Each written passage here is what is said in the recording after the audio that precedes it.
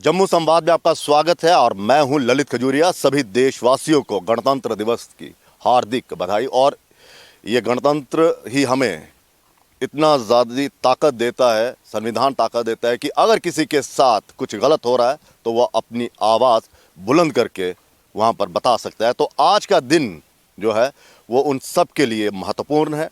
और आज मैं आया हूँ शाहीन बाग, क्योंकि मीडिया में ये नाम बहुत ज़्यादा चलन चल रहा है कि रूपनगर में जो जेडीए की ज़मीन को लेकर एक परिवार का विवाद चल रहा है, उसे हिंदुस्तान का दूसरा शाहीन बाग बनाने की कोशिश की जा रही है।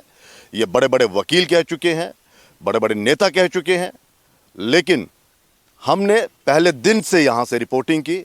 हमने इस परिवार की भी बात रखी थी, हमने उन 127 परिवारों की भी बात रखी जिन्हें जेडीए ने अलॉटमेंट दी हुई है।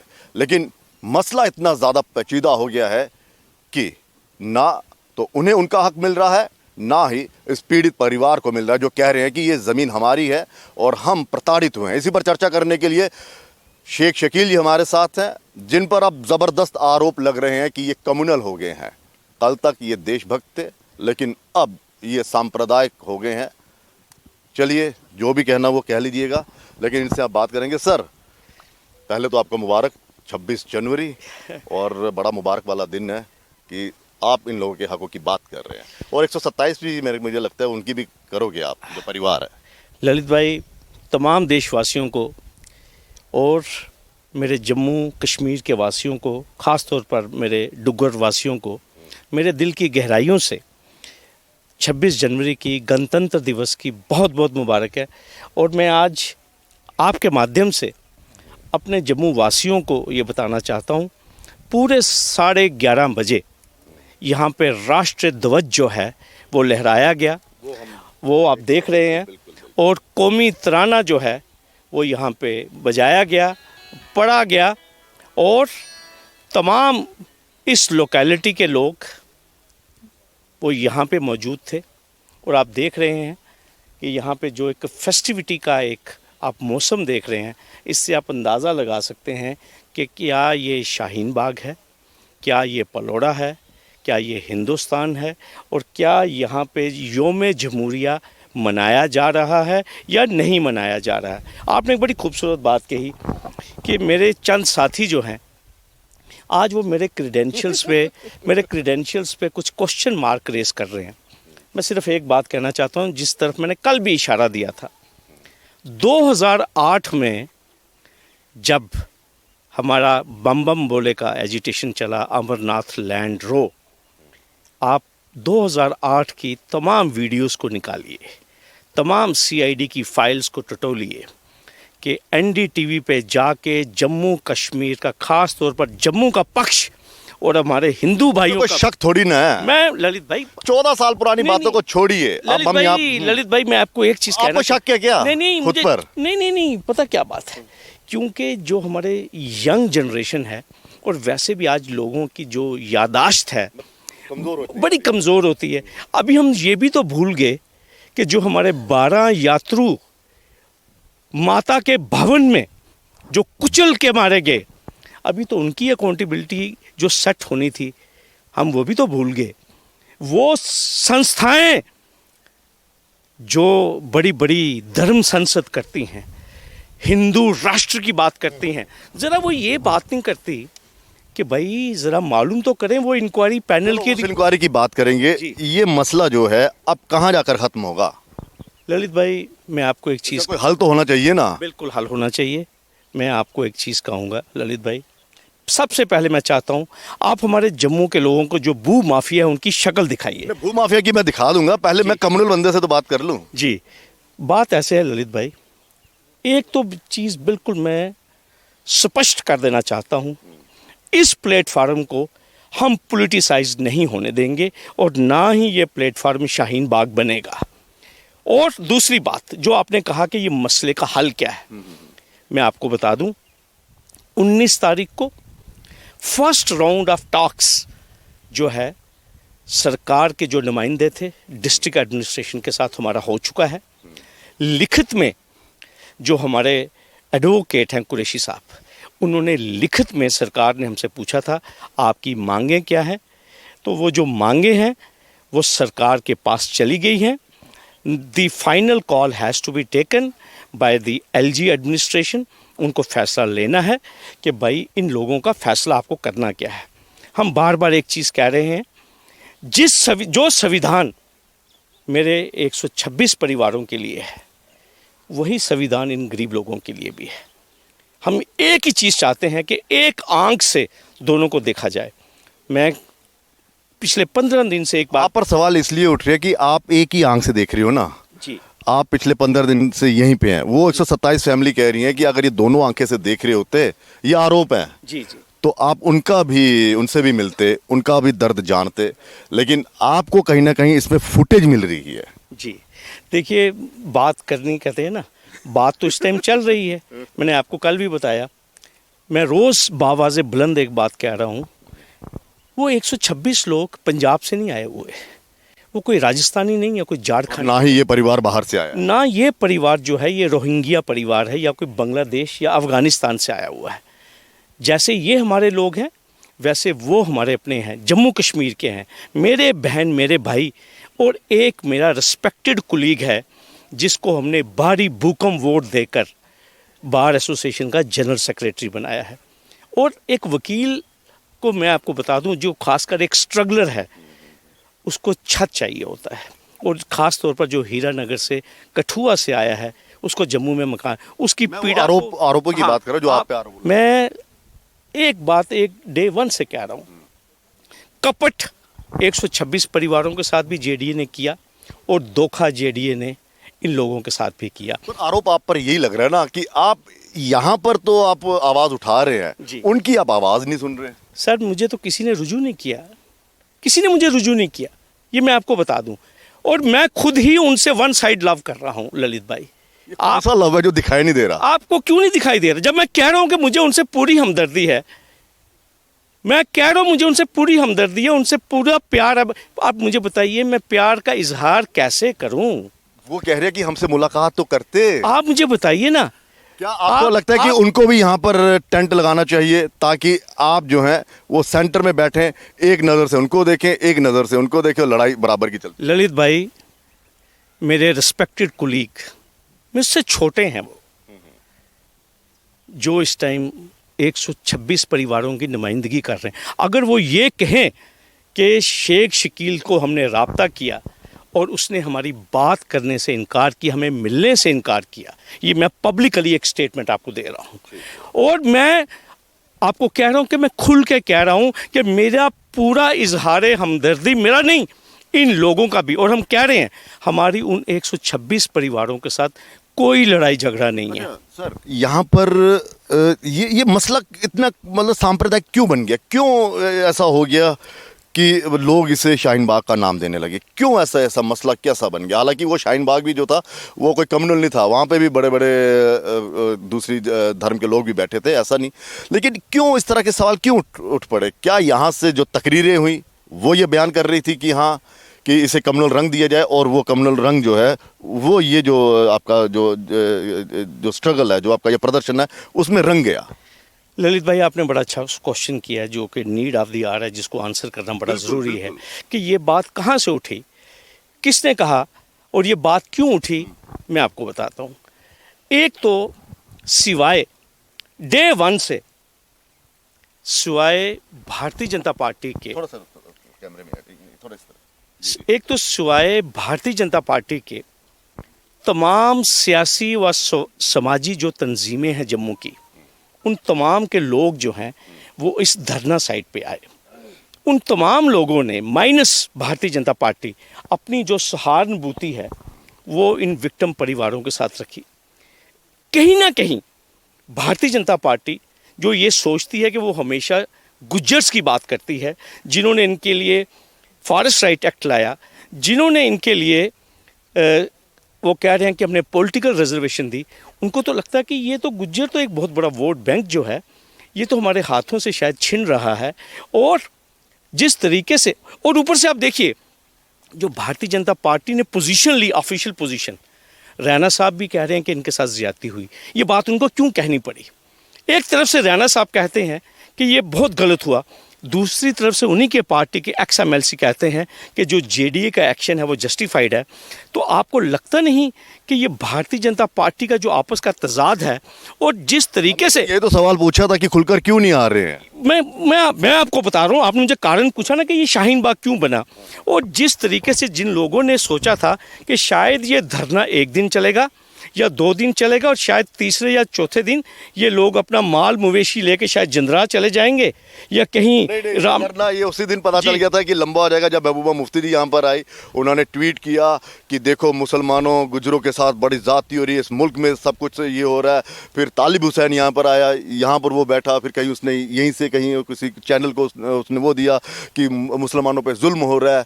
तो ये तो उसी वक्त पता चल गया था ना कि ये कहीं ना कहीं रंग तो ले रहा है ना जब इस तरह के लोग आएंगे। और आपकी जिम्मेदारी ये बनती थी कि जब इस तरह की तकरीरें हुई घर से, तो आप उस समय नकारते। ये सवाल है सर, ठीक है। एक और दूसरा जो मास्टर क्या नाम है उनका, तसद्दुक हुसैन साहब, जिस तरह से वो कह रहे हैं कि मरने मराने पर अगर बात आ गई तो हम डरते नहीं हैं और औकात बता देंगे। तो सर ये वही आप ही के मंच पर तो आए थे। ललित भाई, एक तो पहले मैं आपको क्लियर कर दूं, महबूबा मुफ्ती ने यहाँ पे कोई तकरीर नहीं की। वो यहाँ पे आई थी, वो पीड़ित महिलाओं के साथ बैठी थी।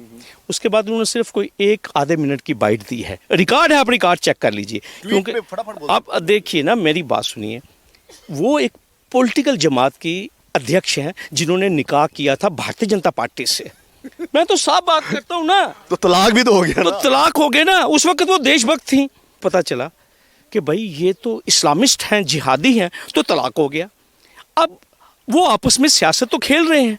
एक मेरी बात सुन लीजिए ललित भाई, उस समय शकील भैया पर ये वो एक जिम्मेदारी बन गई थी कि खुलकर यहाँ पर तकरीर करते हैं। हाँ, परसों जब हमने खबर चलाई कि ये हुआ, उसके बाद जिस तरह से आ रहे हैं कि ये गलत है, इस तरह की बयानबाजी नहीं होनी चाहिए, लोग इसी पर तो मतलब कह रहे हैं कि हमारे शकील भैया जो हैं वो किस रास्ते पर चल रहे हैं कि कोई इसकी मजम्मत नहीं कर रहा है।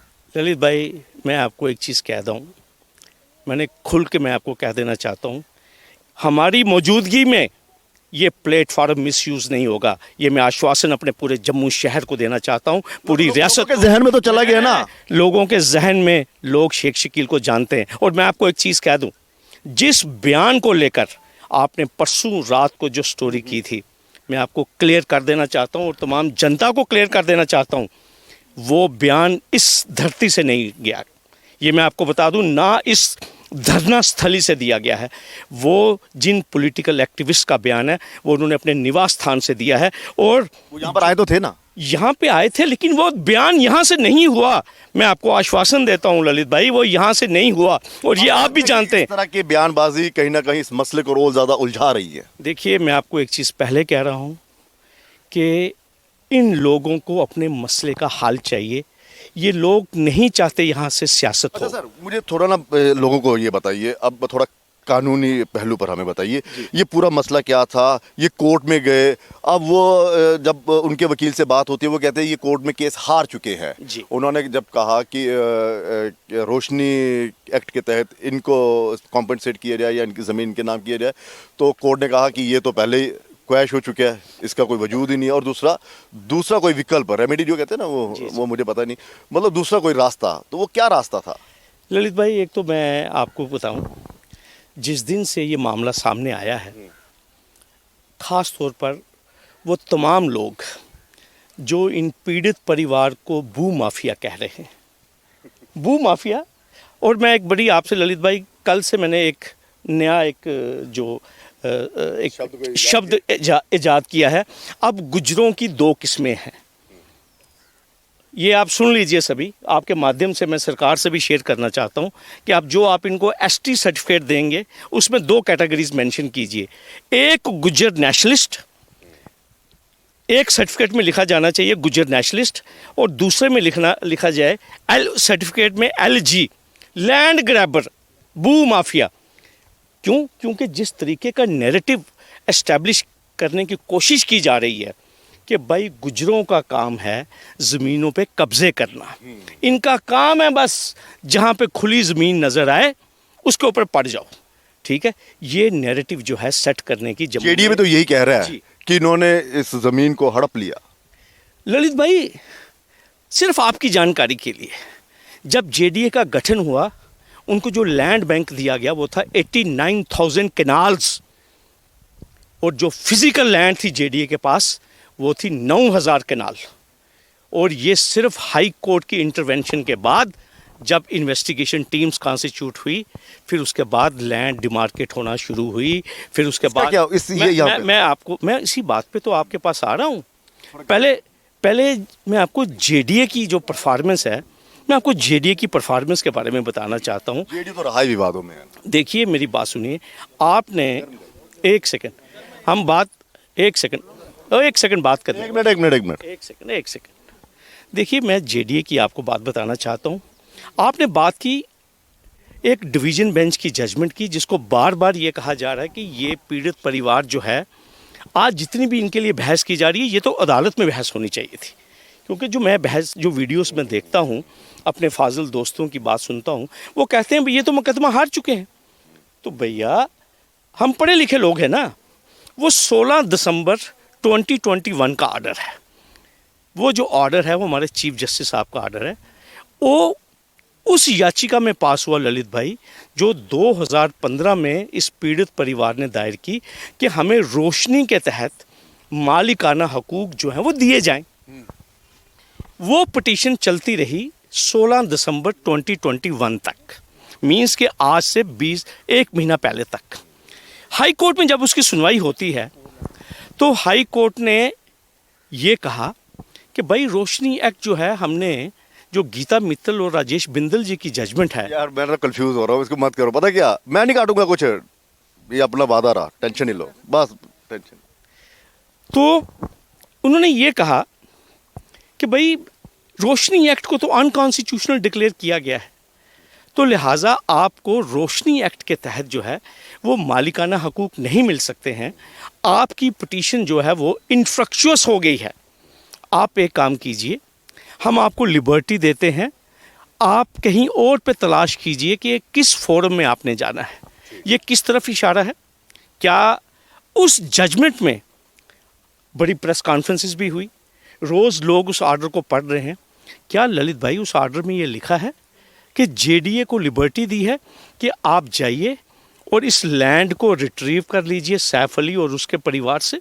ऐसा उस फैसले में नहीं लिखा, बल्कि उसमें यह लिखा है कि हम सैफ अली को लिबर्टी देते हैं, वो किसी और फोरम को तलाश करे और किसी और कोर्ट में जाए। दूसरा फोरम कौन सा है? एक तो सरकार होगी कि सरकार इनको रिहेबिलिटेट करे, दूसरा फोरम, हाँ मैं ठीक है। और डिवीजन बेंच का जाहिर सी बात है, जब ये स्कैम रोशनी उससे एक्ट में गए तो उन्होंने वो कर दिया।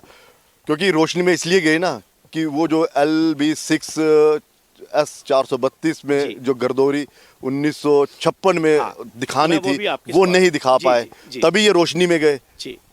ये है, क्योंकि अगर ये कह रहे हैं कि ये जमीन इनकी है, जो आजकल वकील हमें समझा रहे हैं या जेडीए जो बात कर रहा है वो ये कह रहा है कि इनकी थी नहीं, तभी तो ये रोशनी में गए। जी, मैं आपके इस पॉइंट का जवाब देना चाहता हूँ।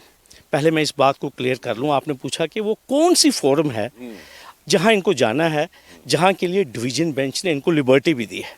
मैं आपको क्लियर कर देना चाहता हूँ, वो रेमेडी है सिविल कोर्ट की रेमेडी अंडर सिविल लॉ, कि ये जाएं अपने सिविल राइट्स डिटरमिन करवाएं। हमारे यहाँ पे एक एडवर्स पोजेशन का कानून है।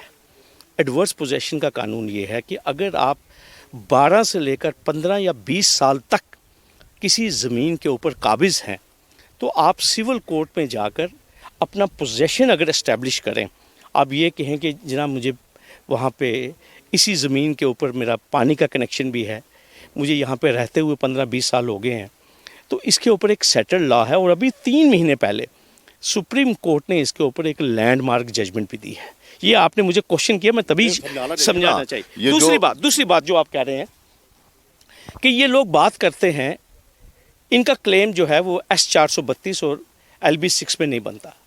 ललित भाई, आपने मौका दिया, मैं बड़ा मशकूर हूँ आपका। नहीं, बिल्कुल। सबसे पहले मैं आपको एक चीज़ बताना चाहता हूँ कि 78 में फर्स्ट टाइम रेवेन्यू रिकॉर्ड में इनका इंदराज हुआ। 78 में, मैं कहीं नहीं कह रहा कि 47 में हुआ या 57 में हुआ। लेकिन वो जो 78 में भी जो इनका इंदराज हुआ, वो इंदराज 47 से पहले का होना चाहिए था। उसमें इन्होंने बाद में एक फाइनेंशियल कमिश्नर जो रेवेन्यू है, उनके पास सेहत अंदराज की एक दरख्वास्त थी। जब इन्होंने सेहत अंदराज की दरख्वास्त दी, यार मैं कंफ्यूज हो जाता हूँ ये भैया। हाँ कर लो आप वहाँ से। आपको आ जाती है ना, हम सारा आपको भेजते होते हैं, सब्र रखो थोड़ा। इन्होंने फाइनेंशियल कमिश्नर रेवेन्यू के पास सेहत अंदराज की एक दरख्वास्त थी कि जनाब हमारी जो पोजेशन है वो 47 से भी रिलेट बैक करता है पीछे से। उस फाइनेंशियल कमिश्नर ने जो कंसर्न तहसीलदार था उस वक्त के, उनसे एक रिपोर्ट मांगी। वो उस रिपोर्ट में इस पलोड़ा गांव के जितने भी बुजुर्ग लोग थे, चाहे वो मनहास थे, चाहे वो ब्राह्मण थे, ठाकुर थे या चिब थे, उन्होंने तहसीलदार साहब ने उस वक्त वो बयान लिखे हैं और उन बयानात में ये चीज़ आई हुई है कि करमदीन की जो फैमिली है ये 47 से पहले के जो है वो इस ज़मीन के साथ उनकी वाबस्तगी है। वो सेहत अंदराज बाद में उसका क्या हुआ, वो जो फाइल है वो शायद आर्डर कि रेवेन्यू डिपार्टमेंट ने वो जो आपकी एंट्री आप बता रहे हो उसको खारिज ही कर दिया था। मैं आपको कह रहा हूँ कि 78 में ये तो 78 में तो रिकॉर्ड है ना कि इनकी गिरदावरी लगी है ललित भाई 70। और आप देख लीजिए जो जेडीए की एंट्री है सबसे पहले, वो तो 1988 में लगी है ललित भाई। जेडीए की जो एंट्री है वो 1988 की है। पर ये तो स्टेट, अगर ये स्टेट लैंड होगी तभी तो जेडीए उनसे ली होगी ना। देखिए मैं आपको कह रहा होगा ना हूँ जो जेडीए की जो पैदाइश है, ये बहुत ऐसा पेचीदा मसला है। अब मुझे ये बताइए कि इसका हल क्या है, जो मैं शुरुआत में पूछ रहा था। क्या 100 की 100 कनाल ज़मीन इन्हें दे दी जाए जिस पर ये कह रहे हैं कि हमारा हक है? अगर ये इनका हक नहीं है तो फिर जो ये कह रहे हैं कि हमें छत बनाने के लिए इतनी जगह दी जाए, तो फिर कोर्ट तो ये भी करेगी, सरकार तो ये भी कहेगी कि भैया आपका हक तो 100 कनाल पे है, आप 10 कनाल या 5 कनाल में क्यों उसमें करना चाहते हो, समझौता करना चाहते हो? इसका मतलब सवाल ये उठेगा कि आपने ये इंक्रोच की है। ललित भाई एक तो मैं पहले आपको ये बता दूं, ये 100 कनाल लफ्ज़ जो है, चलो 90-88 कनाल जितनी मैं कह रहा हूँ ना ये 90 है ना ये 88 है। कितनी है? ये लैंड यहाँ पे ऑन स्पॉट मुझे नहीं लगता 43 या 44 कनाल से ज़्यादा है। चलो इतनी से मैं आपको कह रहा हूँ। लेकिन आप ये देख लीजिए हमारे जो प्लॉट होल्डर्स हैं, ये मैंने उन्हीं के किसी प्रवक्ता से ये सुना कि ये ये कौन से गरीब हैं, ये कौन से मस्कीन हैं, ये कौन से गरीब हैं जिनको 100 करोड़ रुपए की ज़मीन चाहिए। ऐसी कोई बात नहीं है। मैं आपको फिर एक चीज़ कह रहा हूँ, ये कह रहा हूँ ना, मामला यहीं पे फंस जाएगा। मैं आपको बता रहा हूँ। देखिए बात ऐसे है, इसका एक ही सोल्यूशन है। देखिए they are not asking for moon, ये चांद नहीं मांग रहे। मैं आपको एक बताऊँ, ये कह रहे हैं कि जो जहाँ पे इनके रिहायशी मकान थे, जहाँ पे ये अपने कैटल्स को बांधते थे, इनको वो ज़मीन जितनी भी है वो ज़मीन रेगुलराइज की जाए।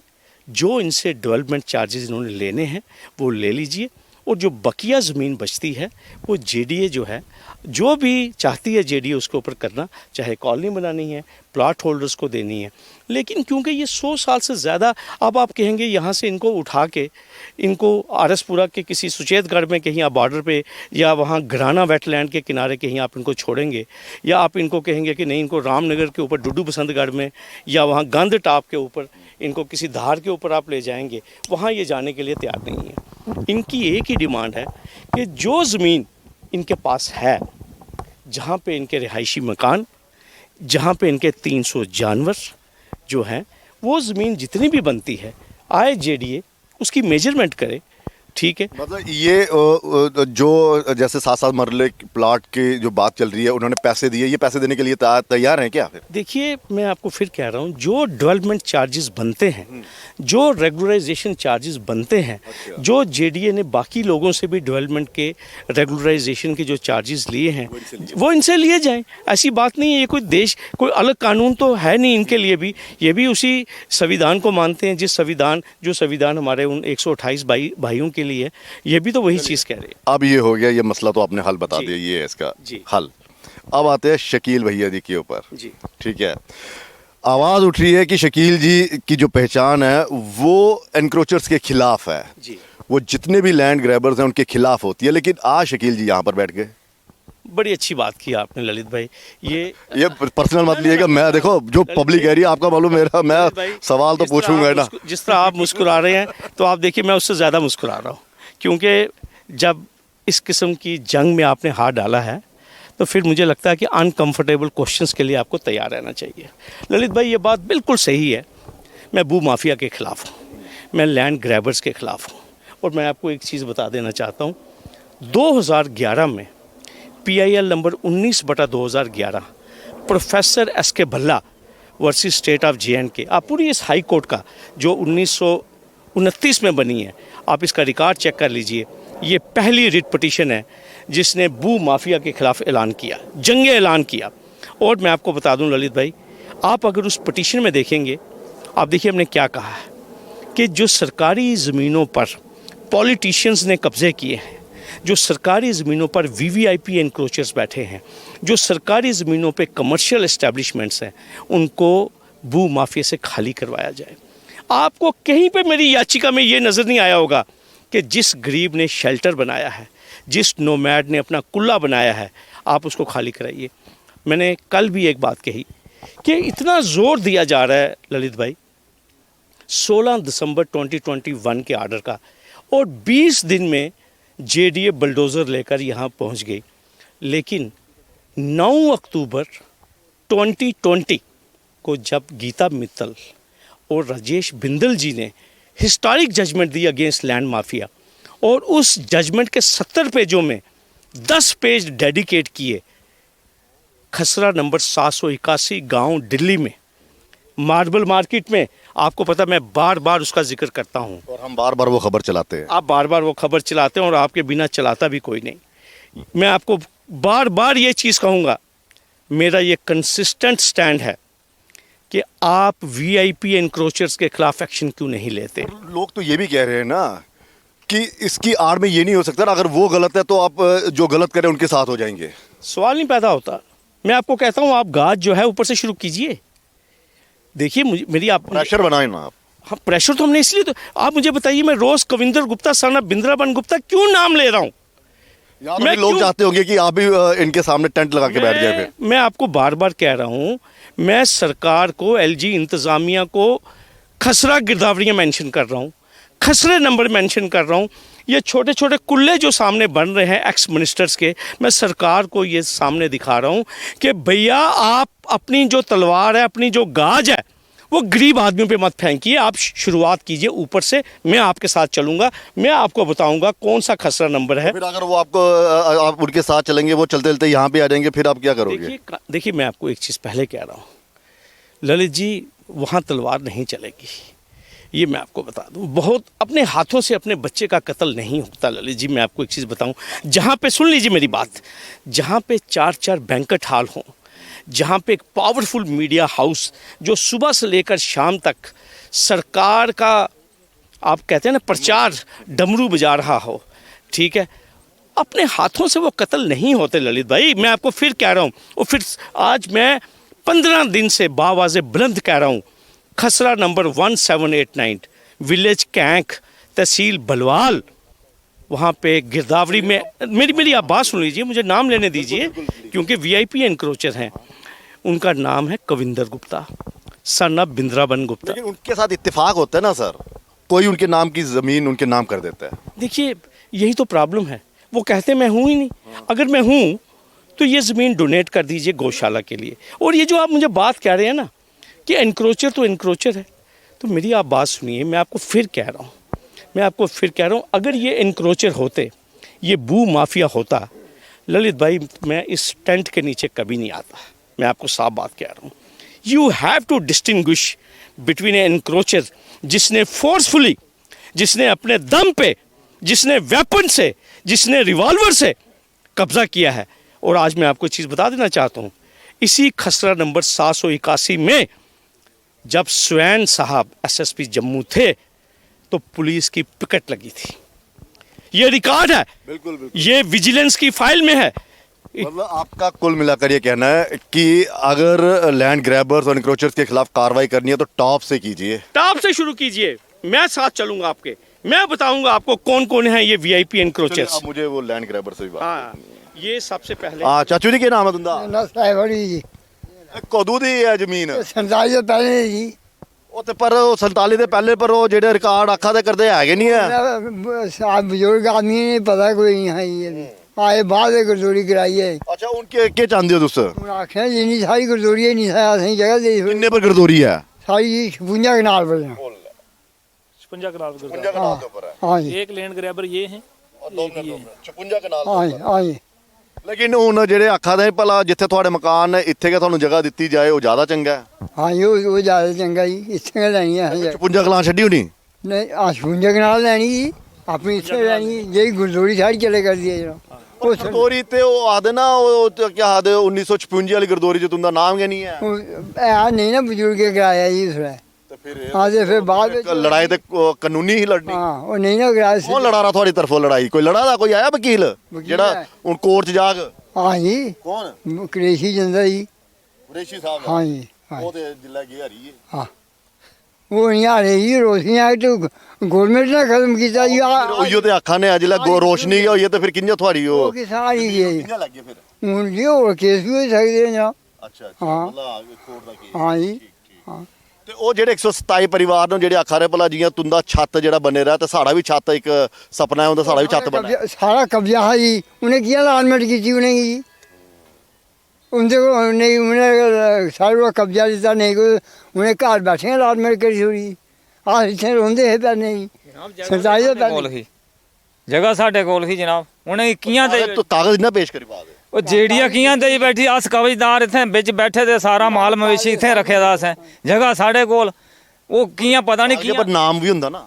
ਉਹ ਨਾਂ ਤਾਂ ਸਾਡੀ ਗਰਦੋਰੀ ਪਰ ਹੈ ਜੀ ਉਹ ਤਾਂ 1956 ਵਾਲੇ ਦੇ ਹੈ ਨਹੀਂ ਅੱਖਾਂ ਦੇ ਤਾਈਏ ਤੇ ਤੁਸੀਂ ਰੋਸ਼ਨੀ 'ਚ ਗਏ ਅੱਖਾਂ ਦੇ। ਗਰਦੋਰੀ ਤੇ ਹੈ ਜਨਾਬ ਸਾਨੂੰ 1947 ਕੋਲ ਪਹਿਲੇ ਦਾਦੇ ਪੜਦਾਦਾ ਸਾਡਾ ਦਾਦਾ ਪੜਦਾਦਾ ਵੀ ਇੱਥੇ ਰਹਿੰਦਾ ਹਾਂ ਸਾਨੂੰ 1947 ਵੇਲੇ ਇੱਥੇ ਕੇ ਮਰੀ ਗਏ ਇਸੇ ਜਗ੍ਹਾ ਵਿੱਚ ਜਿਲੇ ਭਾਣ ਪਈ ਨਾ ਸ਼ੋਰ ਚ ਪਿਆ ਜਿਸਲੇ ਸਾਡੇ ਦਾਦੀ ਜੀ ਔਰ ਦਾਦਾ ਜੀ ਇੱਥੇ ਕੇ ਮਰੀ ਗਏ ਉਹਨੇ ਕੀ ਅੱਖੇ ਨਹੀਂ ਹਾਂ ਲੱਭਦਾ ਇੱਥੇ ਇਸੇ ਬਾੜੀ ਵਿੱਚ ਟਾਂਡੇ ਇਕੱਠੇ ਕਰੀ ਗਏ ਮੱਕੇ ਦੇ ਲਾਏ ਦੇ ਉਹ ਵਿੱਚ ਬਈ ਗਏ ਦੇ ਜੋਲੇ ਜੱਥਾ ਗਿਆ ਉਹਦੇ ਕੋਲੋਂ ਲੰਗੀ ਗਏ ਤੇ ਕਿਤੇ ਬਾਹਰ ਨਿਕਲੇ ਪਿਸ਼ਾਬ ਬੈਠੇ ਉਥੋਂ ਤੀਰ ਲਾਈ ਜੱਥੇ ਨੇ ਵਿੱਚ ਕੇ ਫਗੋਈ ਕੇ ਮਰੀ ਗਏ। ਦੇਖੋ ਜਨਾਬ ਸਾਡਾ ਹੱਕ ਨਹੀਂ ਇੱਥੇ ਸਾਡੇ ਹਕੂਕ ਨਹੀਂ ਇੱਥੇ ਇਹ ਲੋਕ ਜਾਣ ਬੁੱਝੀ ਗਏ ਕੀਆਂ ਲੋਕਾਂ ਕੀ ਪੈਸੇ ਦੇਈ ਬੈਠਣ ਜੇਡੀਏ ਨੇ ਸਾਰੇ ਲੋਕ ਪਾਗਲ ਬਣਾਏ ਦੇਣ ਅੱਛਾ ਇਹ ਜੇਡੀਏ ਨੇ ਪਾਗਲ ਬਣਾਏ ਦੇ ਲੋਕ ਆਸ ਵਿੱਚ ਬੈਠੇ ਦੇ ਕਬਜ਼ਾ ਸਾਡੇ ਕੋਲ ਜ਼ਮੀਨ ਸਾਡੇ ਕੋਲ ਜ਼ਮੀਨ ਪੂਰੀ ਚਾਹੀਦੀ ਹੈ ਨਾ ਜਨਾਬ ਜਿੰਨੀ ਸਾਡੀ ਗਰਦੋਰੀਆਂ ਵਿੱਚ ਆਸ ਨਹੀਂ ਮੰਗਾਦੇ 100 ਕਨਾਲ ਜਾਂ 200 ਕਨਾਲ ਜਿੰਨੀ ਸਾਡੇ ਕੋਲ ਜਨਾਬ ਜਿੰਨੀ ਸਾਡੀ ਕਬਜ਼ੇ ਵਿੱਚ ਆਸ ਉਹ ਮੰਗੇ ਕਰਨੇ ਆ ਜਿੰਨੀ जगह ਦੀ ਸਾਡੀ ਦੀ गरदौरी है। तो कुल मिलाकर मसला वहीं पर अटका हुआ है कि या तो इन्हें रिहेबिलिटेट किया जाए या फिर एक ऐसा रास्ता निकाला जाए कि अगर जेडीए की ये ज़मीन है तो वो जो 127 परिवार हैं वो कह रहे हैं हमें हमारा पोजेशन दिया जाए और जिस तरह से जो ज़मीन के मालिकाना हक जो कह रहे हैं कि हमारी ज़मीन है ये कह रहे हैं हमें पूरी 56 कनाल चलाए चाहिए। यानी कि अब लड़ाई वहीं पर अटकी हुई है और कोर्ट ने साफ कहा है कि आप दूसरा विकल्प ढूंढिए और वो दूसरा विकल्प क्या है ये सरकार को तय करना है कि किस तरह से इस मसले को हल करना है। लेकिन इतना ज़रूर है कि इस मसले ने सांप्रदायिक रंग ज़रूर लिया उस वक्त लिया जब यहाँ पर कुछ बैठे लोग न्यूज़ चैनल्स पर तकरीरें करने लगे और उसे साफ लग रहा था कि इसे कहीं ना कहीं सांप्रदायिक रंग देने की कोशिश की जा रही है। वो उसमें कामयाब ही हुए, आज वो अपने अपने घरों में चले गए वहाँ पे, लेकिन यहाँ पर परेशानी है। अब इसका हल क्या निकलेगा ये सरकार को तय करना है और कुल मिलाकर देखना ये है कि ये प्रदर्शन कितना और आगे चलता है। फिलहाल इजाजत दीजिए, नमस्कार। आजाद हिंदुस्तान जिंदाबाद, आजाद हिंदुस्तान जिंदाबाद।